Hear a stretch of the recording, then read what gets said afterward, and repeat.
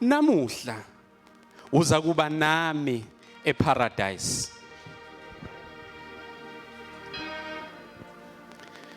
Ngokukhulu kuyithoba ngibingelela ubaba Apostoli Mahlaba, ngibingelela uma, ngibingelela umoya oyingcwele okungaye sishaye uphawu egameni lika Kristu Jesu. Amen.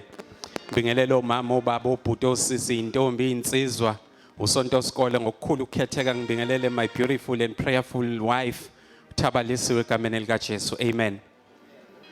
Ngifunda abangcwele izwi lesibili elishiwo uJesu la elenga esiphambanweni elitholakala ku Luke 23 uverse 43 engiwufundile.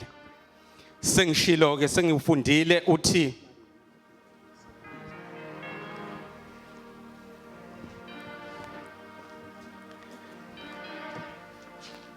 ubaba ukhumalo uzongikhuthuza.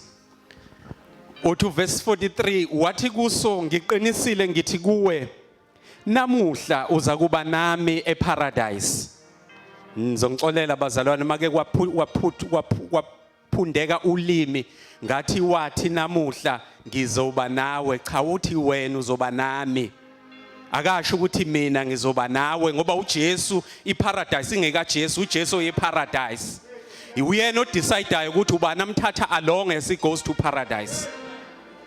Now kunezinto ke ezimbili noma mhlambe ezintathu engizocela ukuthi siyibheke sisabheka le ndaba ngoba it's not about us, it is about Jesus.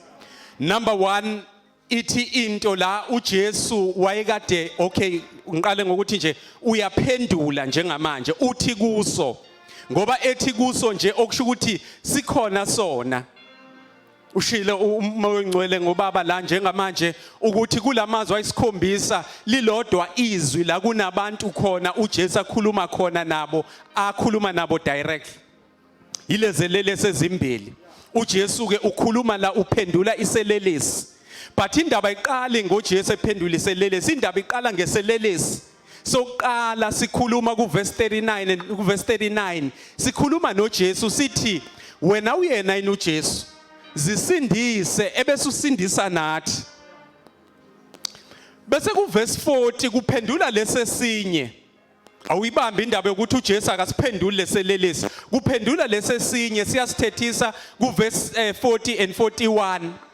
But ku verse 42 asakhulumi nozakwabo noma nobrawaso, sesikhuluma noJesu, sesi-address uJesu ngqo.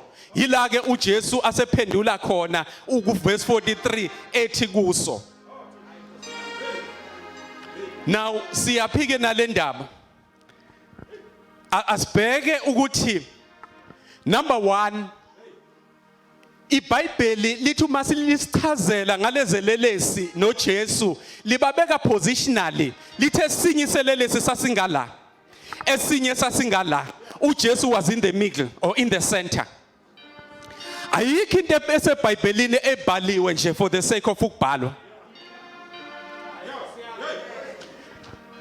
Iselelesi lesesikhulumayo sokuqala uJesu angasiphenduli, yilokho engifuna ukubamba ukuthi uJesu akasiphendulanga leselelesi sokuqala elithi iBhayibheli lasimcofa uJesu simgcona simthuka sikhuluma konke ukuthanda kwaso. But ake sisibheke ukuthi siyini leselelesi, inhloso yaleselelesi ithini, indaba yaleselelesi. Indaba yaleselelesi si representa i-old covenant. Babunkosi ukuthatha phi lokho? Ngikuthatha emazwini aso zisindise sitshela uJesu. Now awungichazela ukuthi simkhathalele ngani uJesu. Asimazi uJesu. Esikufunayo khona ukusinda la kulengene esiphambanweni and si aware ukuthi uJesu unamandla okusikhulula. But siqala ngaye sithi yena akayisindise kuqala. Sizozuzana ngokuyisindisa kaJesu. Asizukuzuza lutho. Kodwa ungagcini ngokuyisindisa wena bese usindisa nathi.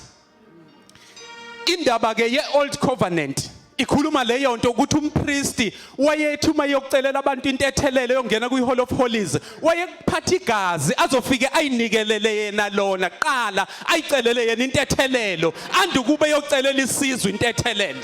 So ukhuluma kwaleselelesi sithi zisindise bese usindisa nathi siyithathela lemuva kwi-old covenant. sithi ngeke-old covenant kufanele wena njengompristi uqala uyisindise wena qala. Uma ngabe wena uyitholile intethelelo okusho ukuthi nathi siyisizwe intethelelo is guaranteed. uJesu is not responding, uyayithulela nje uJesu. Siyaphendula lesesinye esingakwelinye icala, angazi iBhayibheli alisitshela ukuthi isiphe sasikwa left isiphe sasikwa right. Singayi-assumela nje ukuthi lesi sasimgcona sasikwa left. Siyaphendula lesesinye sithi, Nkosi, uma usuya embusweni wakho uzube nami.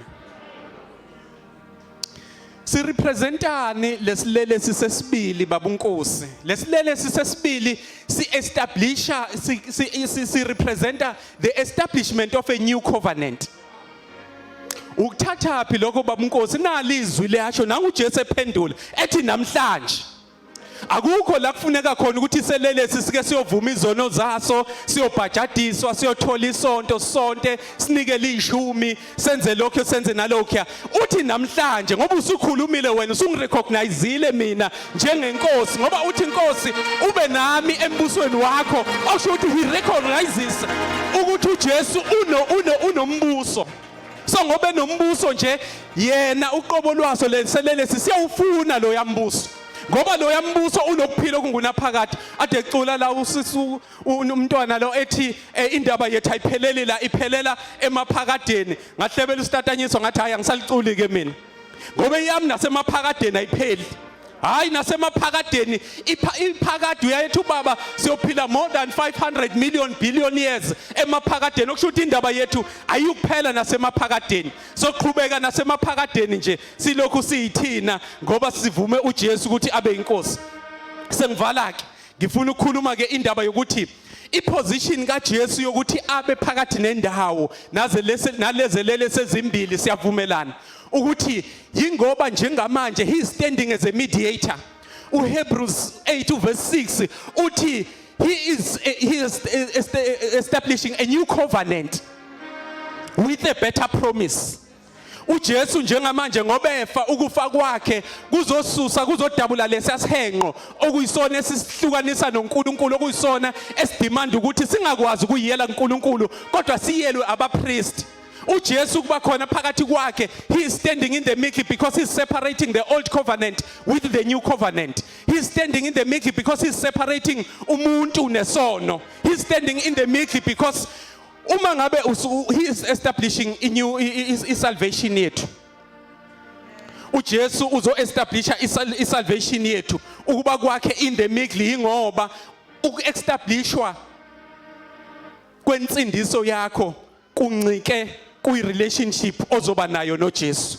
Kuncike ekutheni uthathe uJesu umbeke in the center of your life or in the center of your heart. Kuncike ekutheni umrecognize as inkosi nomsindisi. Lisho njalo iBhayibheli uRomans 10 verse 9 uthi ukuze sisindiswe kufanele sikholwe enhlizweni zethu ukuthi uJesu uyinkosi.